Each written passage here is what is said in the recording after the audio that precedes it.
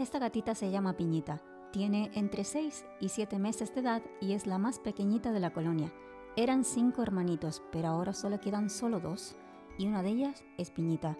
Es una gatita muy especial, un auténtico amor y necesita un hogar con urgencia. Se deja coger, acariciar, es muy dócil y extremadamente cariñosa. Ayúdanos a encontrarle la familia que tanto merece. Piñita se dará en adopción responsable, vacunada y con chip.